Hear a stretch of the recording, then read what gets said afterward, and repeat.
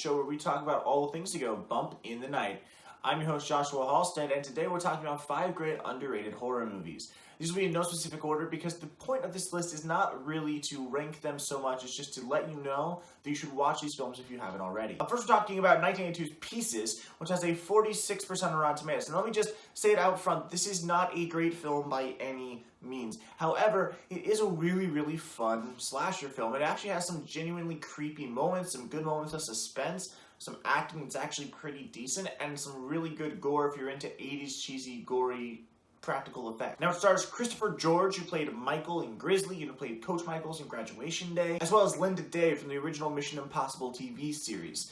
Now the rest of the actors are pretty much unknowns or barely knowns, but the performances are all actually pretty good.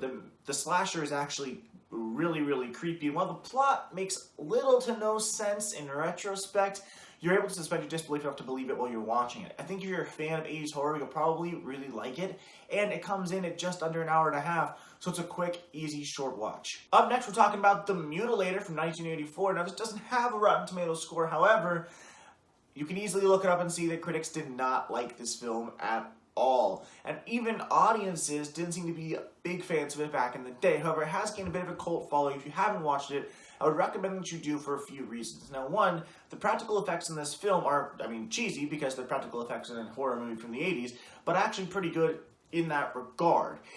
On top of that, the kills are almost entirely on screen.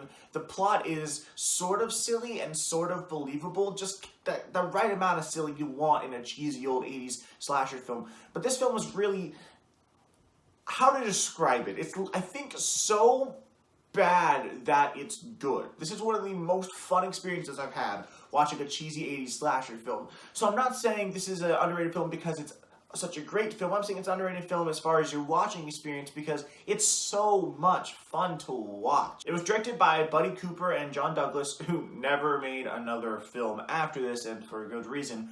It is really fun though. The opening sequence, I kid you not, is a bunch of college students driving in a red convertible, smiling and jumping out of the sides while a synth pop song plays. Stars Matt Milder from Basket Case 2 and Dead Time Stories, and Francis Rain from Disconnected and Breeders. And again, it comes in at just under an hour and a half, so it's a really short watch. Up next is 1987's Blood Rage. Blood Rage also has no score on Rotten Tomatoes, but critics hated this movie. Audiences, though, seemed to like it, and audiences today seem more or less to like it. Look, it's by no measure a great film. However, it's actually a lot better than people give it credit for. Yes, there's ridiculous over-the-top scenes where we just have to have somebody making out with somebody. Yes, there are scenes where somebody does something stupid, right? Somebody wanders up towards the noise upstairs when there's a guy killing people on the loose.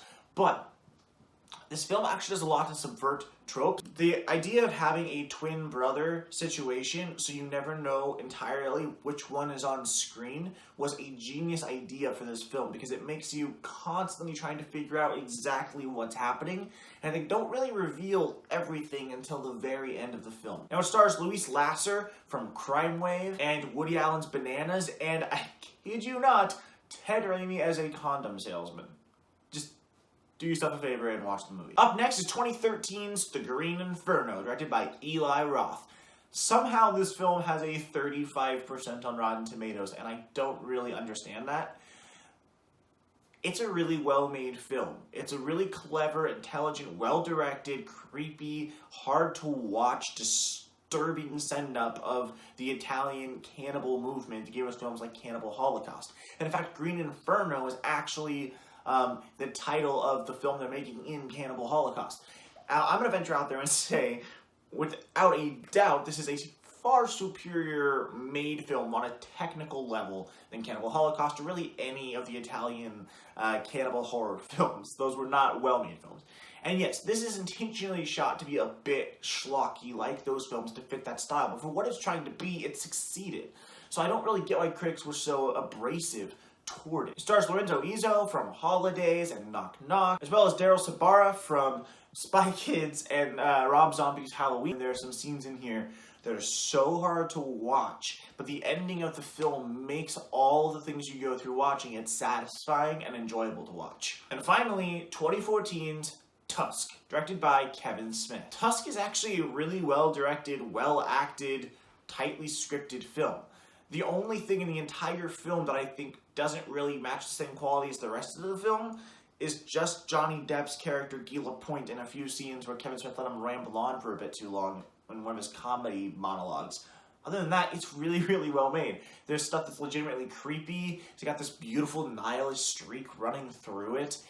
I honestly don't get why critics were not a fan of this movie. Kevin Smith also did Red State, which critics also were kind of mixed on.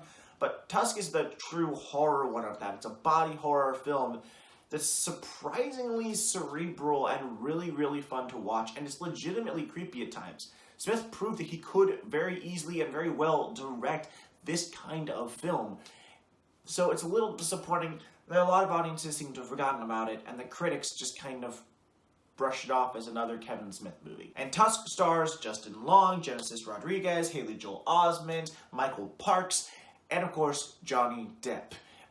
Yeah, it's a really good cast. It's a really fun movie. The sequel, Yoga Hosers, is nothing like it, but Tusk is a really fun one. So there you have it, 5 great underrated horror movies. Thank you for watching. Please like, subscribe, and share.